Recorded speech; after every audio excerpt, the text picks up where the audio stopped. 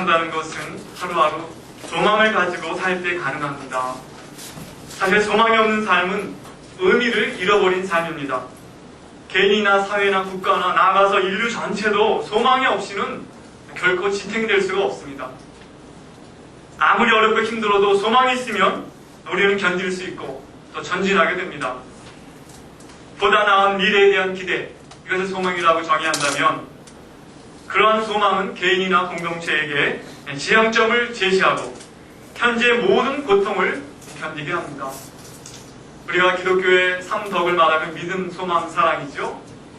믿음은 일을 하게, 역사하고, 믿음은 역사하고, 사랑은 수고하게 하고, 소망은 인내하게 한다 하는 말이 있죠. 소망이 있을 때 우리는 견딜 수 있습니다. 우리 70년대 우리 경제발전 한창 할 때 우리 부르던 노래가 있죠. 새마을. 아주 너무 오래전의 얘기지만 너무 많이 들어서 잘 살아보세요. 그럼 잘 살아보세요. 우리도 한번 잘 살아보세요. 너무 많이 들어가지고 아직도 생생해요. 그 곡조나 그게. 사실 우리나라가 건국 60년 참 얼마나 비참한 가운데 이디오피아와 같이 세계에서 가장 못 사는 그 수준에서부터 시작해서 정말 그 잘 살아보자는 그 목표를 가지고 얼마나 노력을 해서 오늘 여기까지 이르렀는가 생각할 때 참 놀라운 하나님의 은혜가 아닐 수 없습니다. 어쨌든 소망은 우리에게 너무나 중요합니다. 성경은 그래서 소망에 대해서 아주 많이 강조하고 있습니다. 로마서 8장에 보면 우리가 소망으로 구원을 얻었음에 보이는 소망이 소망이 아니니 보는 것을 누가 바라리요. 소망의 특성은 우선 보이지 않는 것이죠. 우리 눈앞에 나타난 것은 더 이상 소망의 대상이 아닙니다. 만약 우리가 보지 못하는 것을 바라면 참음으로 기다릴지니라. 여러분 참고 기다리고 있는 소망이 있습니까? 그 소망이 있을 때 우리는 또 참게 되는 것입니다. 우리가 이 소망이 있는 것은 영혼의 밭 같아서 튼튼하고 견고하여 휘장 안에 들어가나니 배가 있는데 이제 다시 들여지게 되면 정박하게 되는 거죠. 아무리 바람이 불어도 닷을 깊게 들이우고 흔들리지 않게 됩니다. 우리 인생에 소망이 있을 때 우리는 이 세상의 풍파에 흔들리지 않게 된다는 것입니다. 오늘 주일 예배에 나오셨습니다. 저도 주일 예배에 지난 50년간 나왔습니다. 거의 안 빠진 것 같아요. 주일 예배에 제가 여행할 때 어디 빠지면 또 그곳에 있는 교회를 가든가 그랬던 것 같습니다. 왜 이렇게 예배에 나오는가? 앞으로도 또 나올 것인가? 내가 50년 나왔으니 그만 둘만도 하지 않나 이런 생각도 해봤습니다. 여러분들 왜 교회에 나오십니까? 주일마다? 왜 예배에 참여하십니까? 어떤 사람들은 뭐하러 교회 가냐? 밥이 나와 떡이 나와 뭐 그러면서 이렇게 좀 조롱 섞인 말도 하는 사람이 있죠. 옛날에 배고팠던 시절 이제 교회 가면 밥 주냐? 밥이 나오냐? 떡이 나오냐? 요즘 말로 하면 교회 가면 그야말로 재테크하는 방법 가르쳐주는 것도 아니고 아이들 성적 오르는 비법 강의하는 것도 아닌데 왜 그렇게 죽어라 하고 교회 나가냐 주일마다 그렇게 말하는 사람이 있을 것 같습니다. 저는 목사니까 주일마다 나온다고 생각할 수도 있습니다. 제가 목사가 아니었더라도 교회 주일마다 나왔을까 한번 생각해 봤습니다. 그래도 나왔을 것 같아요. 왜? 교회 오면 소망에 대해서 들을 수 있기 때문에 예배에 참석하면서 소망이 생기기 때문에 그것도 이 세상이 주는 것과는 다른 차원의 소망에 대하여 듣게 되고 그리고 마음에 소망으로 인한 기쁨과 평안이 생기기 때문에 교회에 나온다. 이렇게 말할 수 있겠습니다. 내 영혼이 그것을 감지하고 있기 때문에 주일날 예배에 나오게 되는 것입니다. 만약 교회에서 말하는 것이 이 세상 어디서나 들을 수 있는 그런 이야기, 그런 이야기들 계속 한다면 사실 뭐 대학 공부 4년이면 끝내고 그러는데 말이죠. 수십 년간 계속해서 교회에 나올 수 있겠습니까? 어쩌면 이 세상을 살아가는데 효율적인 방법을 가르쳐주는 그런 이야기들은 얼마든지 다른 곳에 가도 들을 수 있는 것이 많이 있을 것입니다. 그러나 교회에 나와야 비로소 들을 수 있는 소망, 기쁨, 평안 이것이 있기 때문에 우리는 신앙생활을 지속하게 되는 것입니다. 그렇습니까? 아멘? 고린도서 15장 19절에 보면 만일 그리스도 안에서 우리의 바라는 것이 우리의 소망하는 것이 다만 이 세상뿐이면 모든 사람 가운데 우리가 더 불쌍한 자리라. 이것은 우리가 가진 소망은 이 세상에 관련된 것으로 끝나는 것이 아닌 그런 소망이라는 것을 말씀하고 있습니다. 다만 우리가 바라는 것이 이 세상뿐이면 우리 그리스도인들은 참 불쌍한 사람들일 것이다. 이건 뭘 말하죠? 바울이 확신을 가지고 이 세상에 관련된 것이 우리의 소망할 것의 전부가 아니라는 것이죠. 교회는 이 세상에 제시하는 것과는 다른 차원의 소망을 제시하고 있습니다. 교회는 그런 소망을 제시하기 때문에 이 세상에 꼭 필요한 기관이 또 되고 있는 것입니다. 이 세상이 제시하는 것과는 다른 소망을 제시하는 그 공동체인 교회를 통하여 세상은 참된 소망을 알게 되고 또 보게 되는 것입니다. 이런 차원이 다른 우리와는 좀 다른 것이 너희들 속에 있구나 하는 것을 보게 될 때 사람들은 우리에게 대하여 관심을 갖게 되고 우리가 가진 소망이 무엇인지 알고 싶어 한다고 오늘 말씀이 말하고 있습니다. 15절 말씀, 오늘 전체 본문의 주제 구절에 말할 있게 된 15절 말씀을 우리 다 같이 한번 읽겠습니다. 시작. 너희 마음에 그리스도를 주로 삼아 거룩하게 하고 너희 속에 있는 소망에 관한 이유를 묻는 자에게는 대답할 것을 항상 예비하되 온유와 두려움으로 하고. 우리 가운데 소망에 관한 이유를 사람들이 묻게 될 때 우리가 대답을 하라고 그랬습니다. 준비하라고 그랬습니다. 오늘 본문은 사실 초대교회 고난과 핍박 가운데 있던 그리스도인들에게 주어진 본문입니다. 베드로 전서 쭉 읽어보면 고난에 대한 얘기가 참 많이 나옵니다.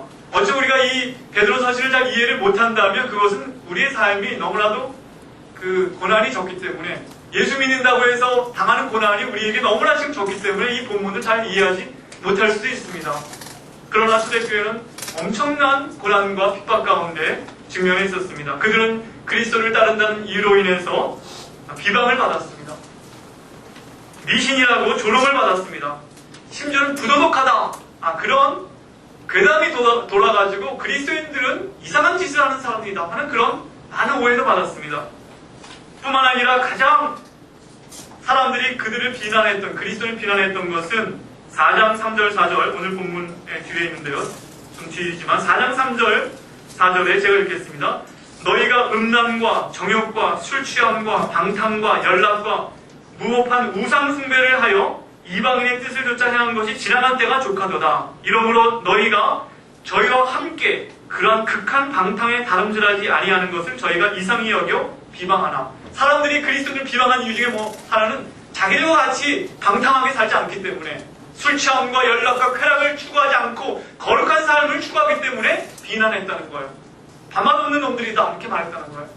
어쩜 오늘도 회사에서 생활할 때 그리스도인으로 의롭게 살아가고자 할 때 그런 압력과 비방을 받게 될지 몰라요. 너만 잘났냐? 이 사람은 너 혼자 사냐? 독선적이다. 오만하다. 고리타분하다. 세상을 왜 그렇게 사냐? 왜 그렇게 힘들게 재미없게 사냐? 이런 압력을 우리는 받게 될 것입니다. 사실 그리스도인들은 그리스도 때문에 세상이 성공이라고 가치를 두고 있는 모든 것을 빼앗겼던 사람들입니다. 그들은 재물도 빼앗겼습니다. 그리스도인의 것이 발각되는 모든 재물을 빼앗기고 노예로 팔리고 감옥에 가고 심지어는 처형을 당하는 그런 상황에 놓여있던 그리스도인들. 그러나 그들은 그 모든 압력을 견뎌냈습니다. 여러분, 우리가 물속에 뛰어들면 수압을 느끼게 됩니다. 사실 깊이 들어가면 들어갈수록 더 많은 압력을 받게 되죠. 아무런 장비 없이 물속에 뛰어들어서 글쎄 우리가 몇 미터나 갈 수 있을지 모르겠어요. 얼마나 다이빙해서 몇 미터 들어가서 수심까지 갈 수 있겠습니까? 아무런 장비를 안 하면 사실은 글쎄요 한 2미터 들어갈 수 있을까요? 2미터, 3미터? 해녀들은 장비를 갖추고 더 깊이 들어갈 수 있겠죠. 그런데 이제 잠수함은 특수한 재질을 만들어졌기 때문에 깊은 데까지 들어갑니다. 핵잠수함, 트레이셔라는 핵잠수함이 있는데 실험을 해봤더니 10,000m 이상 내려가더라고요. 10,000m 이상 내려가면 그 수압이 얼마나 세겠습니까? 그런데 그 핵잠수함도 특수 철강으로 만들어진 합금으로 만든 핵잠수함도 10,000m 이상 한계 수심을 지나니까 박살이 나더라는 거예요. 그 수압을 견디지 못해서. 근데 놀라운 거는 그 잠수함이 깨어진 그 바닥에도 물고기들이 살고 있다는 겁니다. 그래서 그 물고기를 잡아봤는데 그 물고기는 그럼 잠수함보다 더 딱딱한 강철로 된 그런 몸체를 갖고 있느냐? 그렇지 않죠. 여전히 다른 물고기와 똑같은 연약한 아주 그런 부드러운 피부를 갖고 있습니다. 그런데도 어떻게 그들은 짜부러지지 않고 그 수압을 견디는 것입니까? 그 비밀은, 그 물고기는 그 수압과 동일한 그 내면의 압력을 가지고 있다는 것이 자체 안에. 그 바닥에 살지만 그 10,000m 넘는 그 수압을 견딜 만한 그 압력이 내부에 있어서 그것으로 견뎌낸다는 것입니다. 사실 그리스도인들은 세상에 살지만 세상에 속하지 않은 사람들이기 때문에 세상의 압력을 받게 됩니다. 그러나 그리스도인들이 그런 압력에 굴복하지 않을 수 있는 비밀이 있다면 그것은 소망입니다. 우리가 소망이 있을 때 세상에 주는 압력에 굴복하지 않게 되는 것입니다. 무릎을 꿇지 않게 되는 것입니다.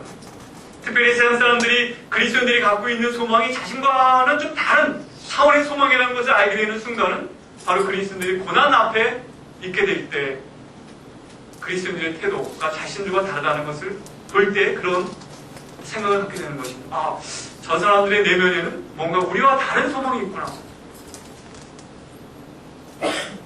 오늘 8절 본문, 우리가 읽은 본문 8절에 보면 그리스도인들은 국률, 체유라는 사람들이었습니다. 다른 사람들에 대하여 동정하는, 그리고 사랑하는 사람들, 불쌍한 마음을 가지는 사람들, 또 겸손을 더불어 하는 사람들 뿐 아니라 9절에 보니까 악을 악으로 갚지 않고 욕을 욕으로 갚지 않고 도리어 복을 믿는 사람들.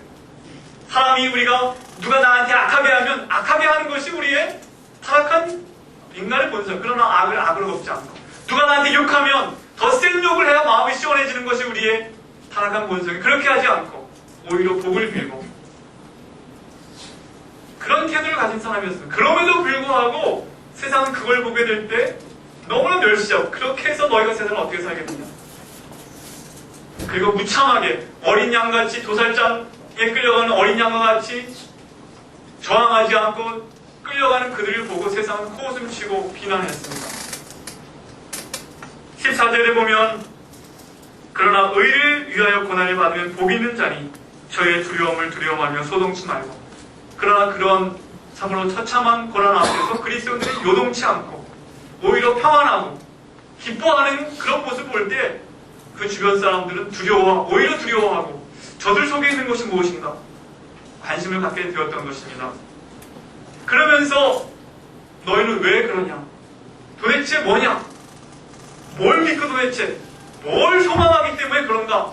이렇게 말할 때 우리는 대답을 주어야 하는데 그 근거가 무엇인가 말해주는데 오늘 베드로는 3가지로 그것을 요약하고 있습니다. 우리의 소망의 근거. 첫째는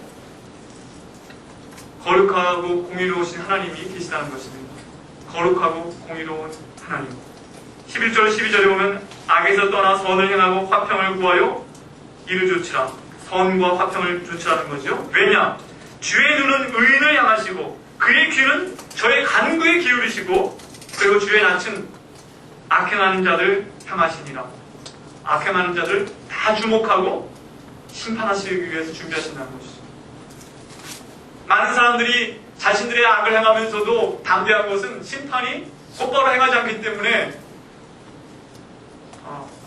겁없이 이렇게 하죠. 그러나 성경은 말하고 있어요. 자신에게 임할 진노를 지금 쌓고 있는 것입니다. 하나님 내버려 두신 것입니다. 하나님 결코 의인이 고난받는 것을 모르기 때문에 이렇게 내버려 두는 것이 아닌 것입니다. 하나님께서는 온 우주를 창조하시고 지금도 통치하신 하나님이신데 그분은 거룩하신 하나님이십니다. 하나님 우리에게 선하게 살 것을 요구하셨고 내가 거룩하니 너희도 거룩하라고 그리스도에게 명령하십니다. 그리고 언젠가는 너희가 내 앞에 서게 될 것이다. 아무도 거룩함이 없이는 주를 보지 못할 것이다. 말씀하고 계십니다. 그렇기 때문에 불의가 판을 치고 악한 자들이 세력을 잡은 것 같아도 그리스도인들은 하나님께서 공의를 세우실 것을 믿기 때문에 불의에 동조하지 않고 견디는 것입니다.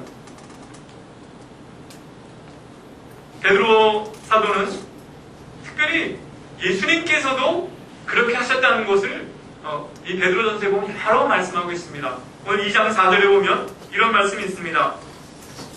2장 4절 다 같이 읽겠습니다. 시작. 사람에게는 버림바가 되었으나 하나님께는 택하심을 입은 보배로운 산돌이신 예수에게 나와.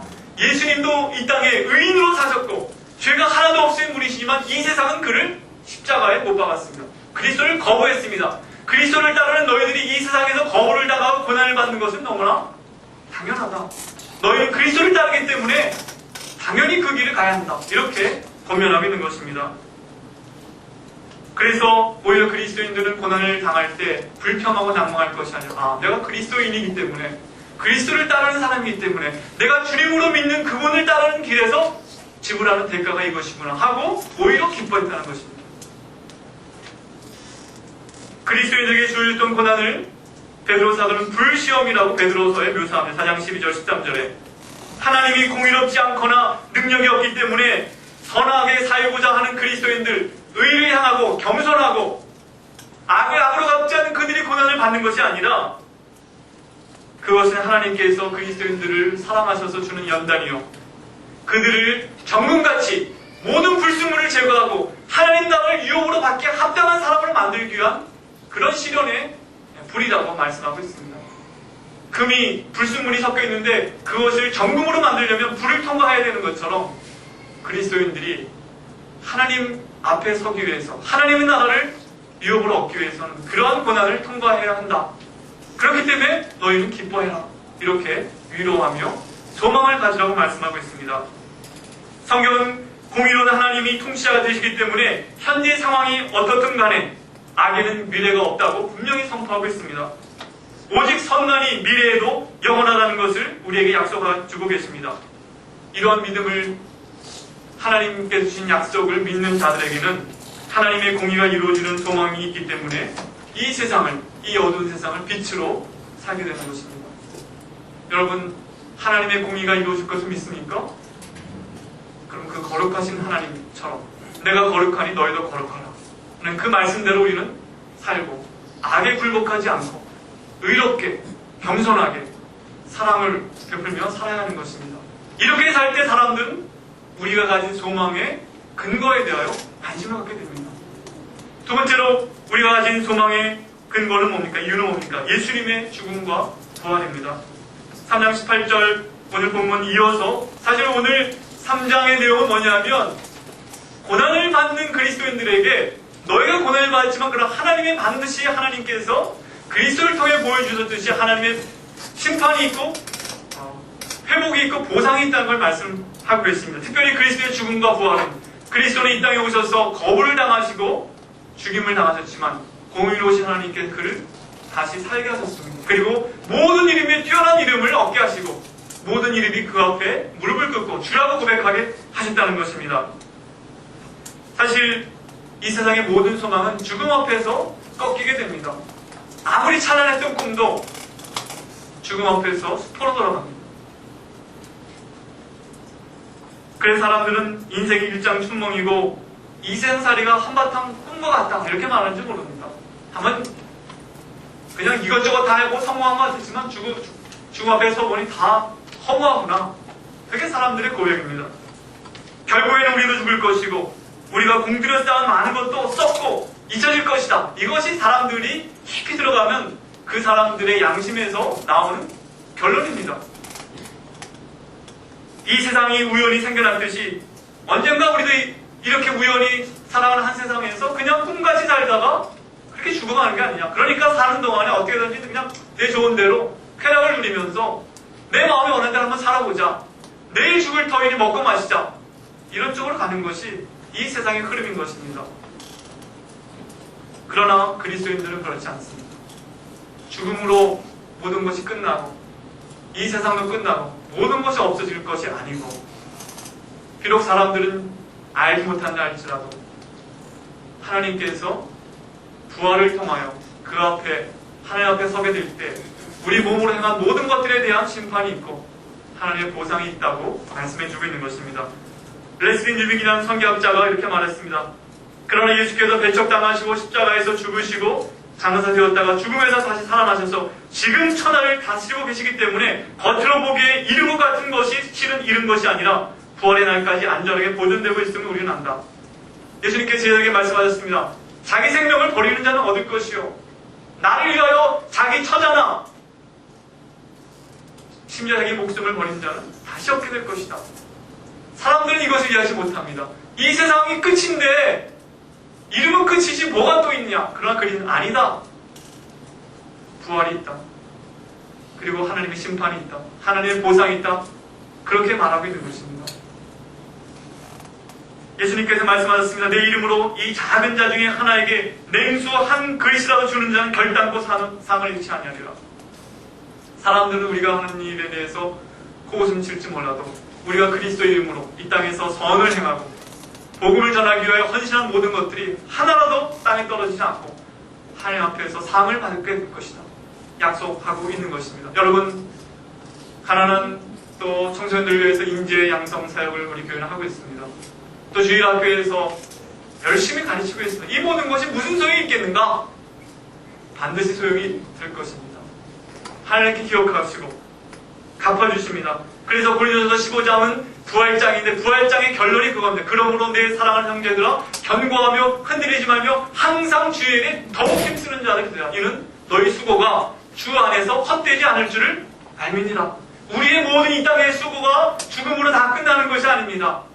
부활이 있고 하나님 나라에 유용한 모든 것들은 거기에 합당한 보상과 칭찬을 받게 되는 것입니다. 그래서 우리는 주일날 모일 때마다 이 소망을 확인합니다. 여러분, 주일의 원형은 무엇입니까? 바로 부활주일입니다. 초대교인들이 부활주일, 안식 후 첫날, 유대인들은 안식일 날을 예배하는 날로 정했는데 그리스도인들은 안식 후 첫날, 즉 오늘 우리가 지금 주일 새벽에 특별히 모여서 예배를 드렸습니다. 그것은 무엇이냐 하면 예수님의 부활을 경축하는 예배가 예배의 원형입니다. 오늘 우리가 부활주일은 아니지만 이 예배 자체가 바로 예수님의 부활을 경축하는 그 예배에 근거하고 있습니다. 그러니까 다시 우린 주일날 모일 때마다 주님의 부활을 경축하는 것입니다. 주님의 죽으심, 주님의 부활을 경축해요. 그래서 우리가 사순절 지날 때 보면 날짜가 40일인데 수요일날 시작하면 사순절이 매번 수요일 시작해서 부활주일까지 40일을 카운트하는데 그 주간에 있는 주일은 다 뺍니다. 주일은 사순절에 포함되지 않아요. 왜냐하면 예수님의 순환을 기념하지만 그러나 주일은 항상 부활을 기념하는 날이기 때문에 주일을 뺀 40일이 사순절이라서 사순절이 사실은 굉장히 깁니다. 한 7, 8일 되는 거예요. 중간에 주일을 다 빼기 때문에 우리가 주일 모일 때마다 그리스도의 부활을 경축하고 그리스도의 부활은 바로 나의 부활과 연결되어 있다. 소망을 우리가 갖게 되는 것입니다. 이 소망이 있기 때문에 우리는 세상을 이깁니다. 보네포는 이렇게 말했습니다. 우리는 그리스도의 죽음과 부활을 통해서 이미 죽음의 세계를 넘어섰다 말하고 있습니다. 이미 우리는 죽음의 세계에 살고 있으나 이미 죽음을 넘어섰다. 죄의 세계에 살고 있으나 이미 죄를 넘어섰다. 그리스도의 부활은 우리에게 무엇을 약속합니까? 인류는 낡은 것 가운데 살고 있지만 이미 낡은 것을 넘어섰다. 부활의 첫 열매이신 그리스도를 통하여 우리는 우리가 부활할 것과 새로운 생명의 세계가 있다는 것을 우리는 믿고 있는 것입니다. 그래서 예수만이 절망을 소망으로 바꿔준다고 우리는 고백합니다. CBS 방송 전 자주 듣는데 CBS가 보면 뭐 일반 방송은 거의 똑같아요. 근데 거기 딱 하나 보면 꼭 아나운서들이 주일이라고 꼭 말하더라고요. 다른 방송은 일요일인데 주일 그거 하나만 갖고도 저는 CBS가 제 역할을 한다. 그런 생각할 때가 많이 있습니다. 우리는 일요일이 아닙니다. 주일, 주님의 날, 주님이 부활하신 날 우리가 예배를 드리면서 소망을 갖게 되는 것입니다. 그래서 주일 아침마다 우리는 예배합니다. 예배 시간에 우리는 기도합니다. 우리는 세상의 언어와 다른 언어로 찬송을 부릅니다. 유행가 들으면 기분이 좋아졌던 때는요. 저도 좋은 그 패티킴의 노래라든가 좀 7080 콘서트에 나오는 노래들 들으면 좋습니다. 그러나 그 노래를 갖고는 소망이 생기지 않아요. 우리는 약속을 주시는 크고 위대한 하나님의 이야기를 읽습니다. 성경을 통해. 그리고 말씀을 통해 듣습니다. 그리고 나서 세상에 나가면 세상을 향하여 우리는 말하게 됩니다. 우리는 너희가 하는 거짓말을 더 이상 믿지 않는다. 나는 너희들이 하는 거짓말을 더 이상 믿지 않는다. 나는 이미 진리가 무엇인지 알았고 이 세계가 어떤 세계인지 알았고 이 눈에 보이는 것이 전부가 아니고 다가올 하나님의 나라가 있다는 알기 때문에 더 이상 너희에게 동조하지 않는다. 우리는 그렇게 말하며 살게 되는 것입니다. 이런 소망이 예배에 참여하는 우리들에게 생겨나고 다시 확인되는 것입니다. 믿습니까? 세 번째로 그리스도인의 소망, 그것은 바로 하나님의 나라입니다. 너희는 먼저 그의 나라와 그의 의를 구하라 그랬는데 우리는 하나님의 나라를 유업으로, 유산으로 받을 자라고 말씀하고 있습니다. 베드로서 1장으로 가보시죠. 1장 4절. 3절, 4절 한번 같이 읽겠습니다. 시작. 찬송하려다 우리 주 예수 그리스도의 아버지 하나님이 그 많으신 긍휼대로 예수 그리스도의 죽은 자 가운데서 부활하심으로 말미암아 우리를 거듭나게 하사 산 소망이 있게 하시며 4절 썩지 않고 더럽지 않고 쇠하지 아니하는 기업을 있게 하시나니 곧 너희를 위하여 하늘에 간직하신 것이라. 이것은 종말론적인 소망이라고 우리가 말을 하죠. 여러분 종말론 그럴 때 굉장히 어떤 사람들은 그리스도인들 두려워하는 것 같아요. 정도의 끝말이거든요. 야, 세상 끝장이구나. 근데 거기 끝말은 악이 끝장난다는 것입니다. 그리고 하나님 나라가 시작된다는 거예요. 완성된다는 거예요. 여러분 8.15 우리의 해방절이죠. 우리에게는 해방절이지만 일본에게는 패망절입니다. 예수 그리스도께서 나타나실 때 베드로전서에 보면 그리스도께서 나타나실 것에 대한 소망에 대해 말하고 있는데 예수 그리스도 강림하실 때 이 세상의 모든 악이 종결되고 죽음이 종결되고 모든 마귀와 그 추종하는 세력이 끝장을 보는 날이 바로 종말의 날입니다. 그리고 하나님 나라가 열리는 해방의 날이 우리 눈에서 모든 눈물이 씻겨지는 날이 바로 그 날이 되는 것입니다. 말할 수 없는 소망, 이것이 바로 초대교회 그리스도인들 마음에 빛나고 있던 종말에 대한 소망입니다. 이 소망이 우리 가운데도 동일하게 빛이 나게 될 때 우리는 이 세상을 이길 수가 있는 것입니다. 하나님 나라가 우리 앞에 있다. 하나님께서 당신의 나라를 우리에게 유업으로 주실 것이다. 그리스도와 함께 우리가 통치할 그 나라가 우리에게 주어질 것이다 말하고 있습니다. 여러분 혹시 좀 부모님으로부터 좀 유산을 좀 물려받으신 분이 좀 있는지 모르겠습니다. 어떤 분은 그야말로 아무것도 물려받지 못했다 생각하는 분도 있을지 모릅니다. 그러나 우리 앞에 정말 놀라운 유업이 있습니다. 하나님의 나라가 우리에게 주어집니다. 두려움 말라 소자들아, 아버지께서 너희에게 그의 나라를 주시기를 기뻐하시는구나. 그의 나라는 어떤 나라입니까? 하나님의 나라, 하나님의 나라, 하늘나라라도 표현되어 있는데 하나님의 나라는 바로 우리가 사는 이 세상, 이 창조 세계가 회복된 그 모습입니다. 하나님이 세상을 아름답게 만드셨지만 죄로 인해서 지금 세상이 파괴되고 인간들이 죄를 심으로 죄를 세상에 가득하게 했지만 이제 그리스도의 피로 정결케 되고 하나님께서 이 세상을 새 하늘과 새 땅으로 만드시게 될 때 그 땅에서 우리가 사도신경에 고백했듯이 몸이 다시 사는 것과 우리가 부활하죠? 그럼 부활해서 뭐합니까? 영원히 살면서 하나님의 나라를 다스리게 되는 것입니다. 여러분 우리가 70이요 80을 살고 우리 수명이 연장돼서 한국이 80 가까이 되는 그것으로 끝장나는 것이 인생의 끝이 아닙니다. 종지부가 아닙니다. 죽음 이후에 부활이 있고 부활 후에 영생이 있고 영원한 하나님 나라를 우리 통치하게 되는 것입니다. 그리스도와 함께. 그래서